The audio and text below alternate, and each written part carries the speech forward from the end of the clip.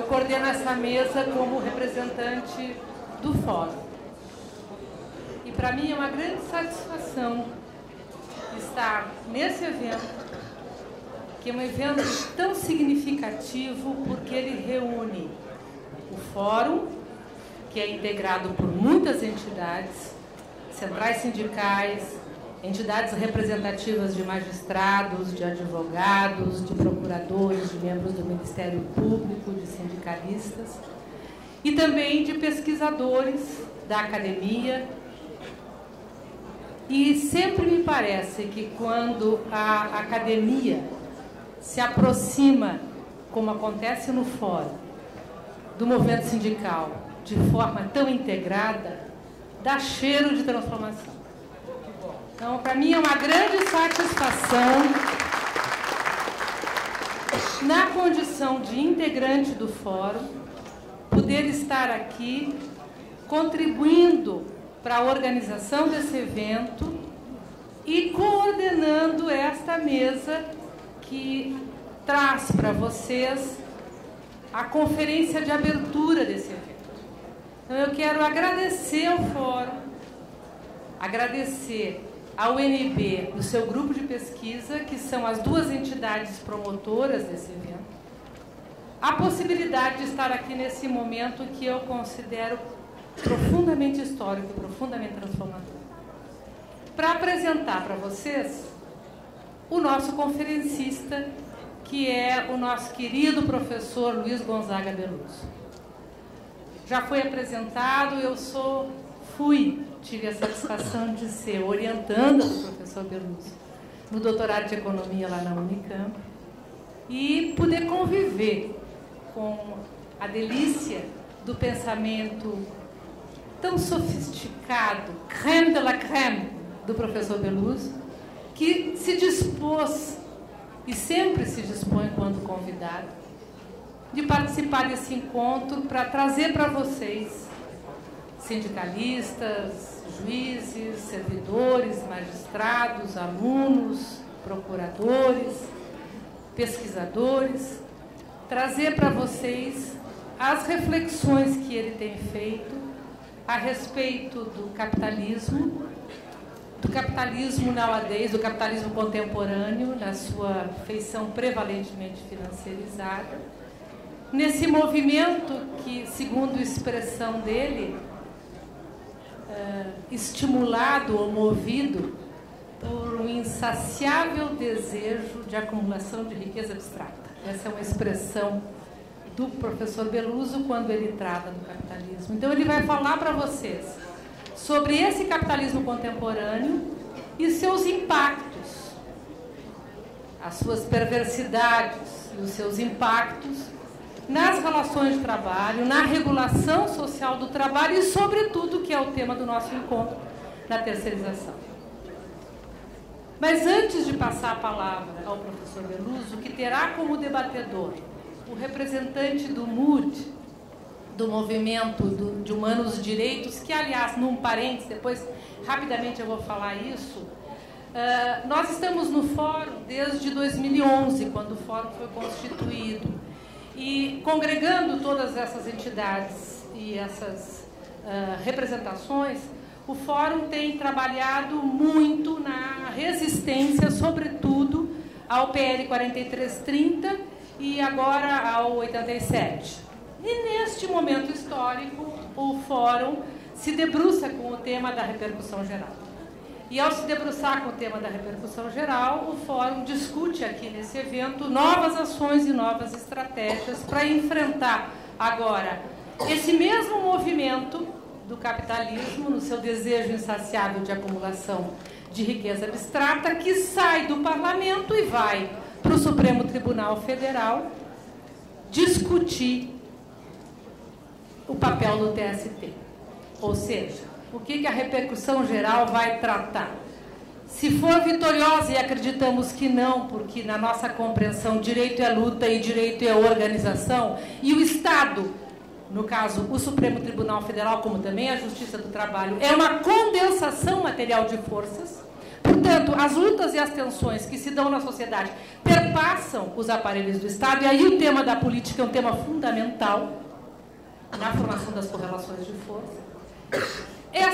Este movimento agora do capitalismo, movido por esse desejo insaciável, se localiza no Supremo Tribunal Federal para, em síntese, roubar a fala do TST, que tem sido um espaço efetivo, um dos tantos espaços, mas um espaço efetivo de resistência a essa ação predatória do capitalismo, que tem, numa de suas expressões, a terceirização. E o MUD, nessa trajetória que eu vou focar com vocês, tem sido um ator fundamental. Desde 2011 nós estamos resistindo, as nossas lutas estavam sendo travadas nas ruas e no parlamento, até que, num momento histórico, houve uma, e assim eu já estou representando o fórum, houve uma audiência pública no TST, em 2011. Essa audiência pública foi convocada pelo então presidente do TST, ministro Dallazen.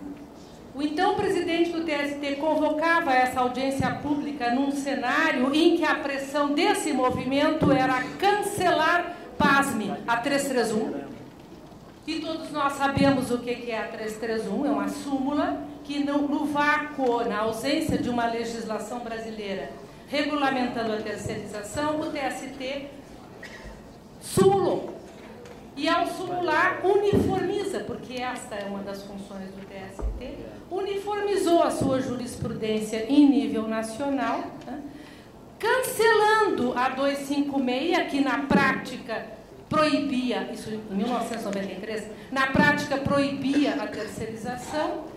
e editando uma nova súmula, que é a 331, que legitima a terceirização nas atividades não essenciais ou não permanentemente necessárias à tomadora, que a súmula nomina de atividade meio, e proíbe a terceirização nas atividades fim, ou seja, nas atividades permanentemente necessárias à tomadora para ela poder atingir as finalidades básicas a que ela se propõe. Define como subsidiária a responsabilidade da tomadora e, em 2000, amplia essa responsabilidade para os entes públicos que terceirizam. E, nesse cenário, em 2010, o então governador do Distrito Federal, Roriz, ajuiza uma ADICOM, elege o Supremo também como um palco de lutas e ajuiza uma ação direta de constitucionalidade para que o Supremo Tribunal diga que o artigo da lei das licitações, que diz que o ente público que terceiriza não é responsável pelo não pagamento das obrigações trabalhistas das terceiras, que esse artigo é constitucional.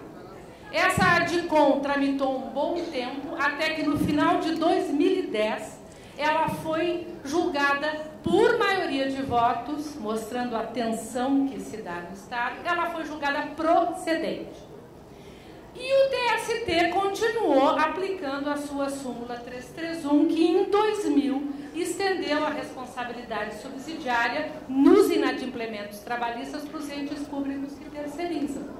Daí houve muita reclamação, que é um instrumento do Supremo em relação ao TST, para que os relatores explicassem por que eles estavam se insubordinando contra uma decisão da Suprema Corte, que é o Supremo Tribunal Federal. O TST revisita a súmula e mantém a responsabilidade do ente público que terceiriza, trazendo dois institutos do Código Civil para dentro da súmula, que é a culpa em elegendo, a responsabilidade ao eleger, e a culpa em vigilando, a responsabilidade em vigiar. Então, aquele ente público que não tem responsabilidade elegendo e que não tem responsabilidade em vigilando, ele responde sim e paga pelo inadimplemento. Assim, o TST continuou julgando. A pressão foi muito forte, não só das reclamações do Supremo Tribunal Federal, mas também dos setores da economia, dos setores econômicos e financeiros, para que esta súmula fosse cancelada. Em 2011, o TST convoca uma audiência pública para discutir a terceirização. Nessa audiência pública há pontos e contrapontos. Então, todos os pensadores do mundo liberal estavam presentes e os pensadores do nosso campo, que entendem que patamares civilizatórios são fundamentais, ainda que não seja no campo da regulação do trabalho que se resolvam os problemas do país,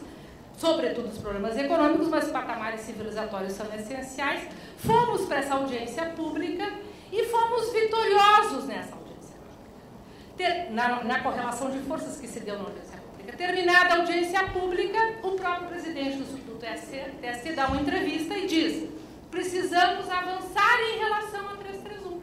Precisamos começar a pensar na responsabilidade solidária e não mais subsidiária.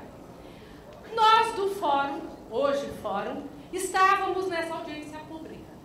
A ABET, a Associação Brasileira de Estudos de Trabalho, nessa época se reunia também em seu encontro anual, discutiu o tema. E logo depois nós resolvemos construir um manifesto e instituir o Fórum.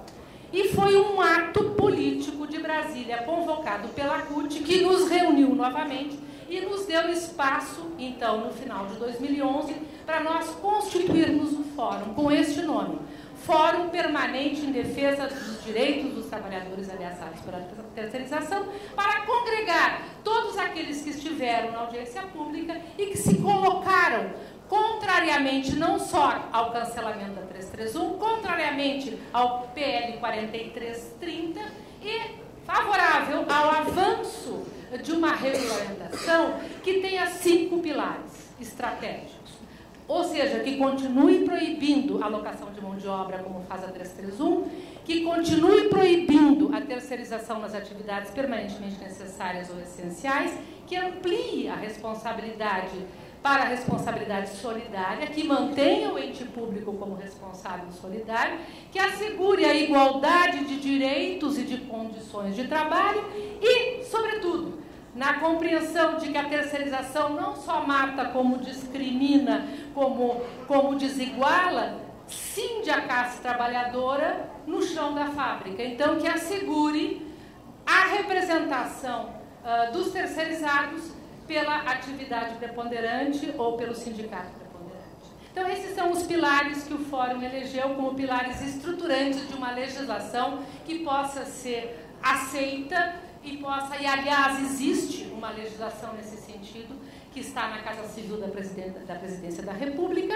desde o início de 2010, e essa legislação ela foi consensuada pelas centrais sindicais e foi também, posteriormente, apoiada por nós, que integrávamos, eu fazia parte de uma comissão no Ministério da Justiça, na época era o ministro Tarso Genro, que também construíamos uma proposta alternativa à terceirização e acabamos endossando